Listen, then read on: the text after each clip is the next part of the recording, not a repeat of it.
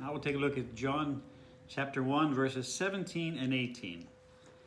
And here's what it says. For the law was given through Moses, but grace and truth came through Jesus Christ. No one has seen God at any time. The only begotten Son, who is in the bosom of the Father, he has declared him. So for the law was given through Moses, but grace and truth came through Jesus Christ. The law helps us to know what is right and what is wrong. When you have just a law, what can you know? You can know that you're a sinner. The law basically helps you understand that. With the law only, there's no hope that you can escape the sinful nature. The only weapon you have against your own sinful nature is your own willpower, which is not adequate to handle that kind of a job. You cannot will yourself to stop sinning. You can try, and we always do, but it doesn't work. To stop sinning requires a greater power from outside of ourselves. Now the Pharisees thought that they had mastered the law. They thought that they had come up with a way to, with their willpower, they could overcome their sinfulness and be obedient to the law. They prayed and they fasted and they obeyed hundreds of rules and laws, many of which they made up themselves. And they were very proud of their righteousness that they had from this, that they thought they had earned from this. But Jesus exposed it for what it was. He called them whitewashed tombs. He said that they looked pure and holy on the outside, but inside they were full of dead men's bones. The sacrifices of the Old Testament were themselves just not adequate for the remission of sins. They were a type, a shadow of the one great sacrifice that would come and cleanse a whole world from sin. And that was Jesus Christ's sacrifice on the cross. It says, for the law was given through Moses, but grace and truth came through Jesus Christ. Jesus brought both grace and truth into the circumstance of man. The law could provide only a basic enlightenment and understanding of what is right and what is wrong, but Jesus brought a deeper, more penetrating revelation of the truth. The Sermon on the Mount took the teachings of the Old Testament, the idea of sins in the Old Testament, and advanced that teaching so much further. He took the external understanding of sins and he kind of internalized them, revealed a deeper understanding of the depths of sin that we face. Like, for example, in Matthew 5, 21 and 22, he says, you have heard that it was said to those of old, you shall not murder, and whoever murders will be in danger of the judgment. But I say to you that whoever is angry with his brother without a cause shall be in danger of the judgment.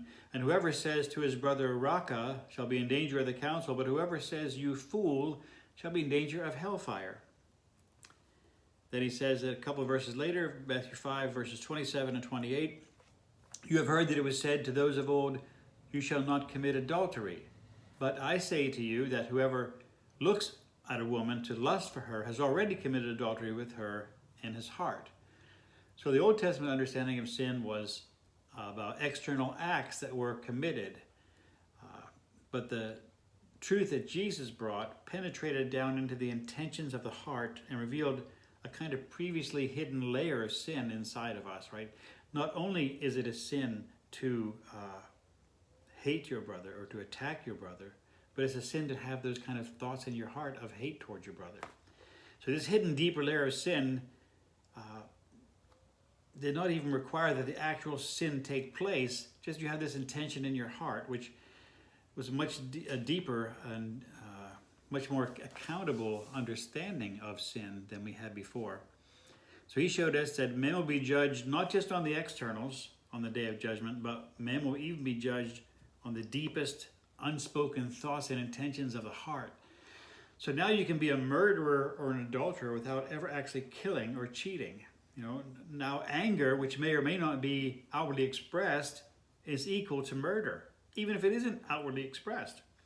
And even thinking harsh thoughts towards others is something we're accountable to God for. So now the mere act of looking at a woman in a lustful way is equal to the sin of adultery. It counts the same. We're equally accountable. So it looks like Jesus just came and made obedience infinitely more difficult than it was before. But he also came with grace. We can't forget that side of the equation, right? He came with a realistic offer of peace between us and God. Not an offer that depends on our performance, because realistically, we don't have a chance to perform to God's holy standard. Not a chance. Don't think or imagine you have a chance that you can perform to God's standard of holiness, because you can't. So his salvation deal that he offers to us is not be perfect and then I'll accept you. It's not let's all pretend like you are good enough and forget about the past and forget about what's going on inside of you. That's not what it is at all. His offered deal is this. Do you think your sin is bad? Well, it's actually much worse and much more deeply ingrained in you than you can even imagine. Here, let me show you your depravity.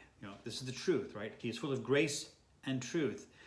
You're not capable of sincerely improving on your own. So I'll take you just as you are. This is grace. You'll be forgiven because of my sacrifice, and you'll be justified by faith in me. And verse John 1:17, for the law was given through Moses, but grace and truth came through Jesus Christ.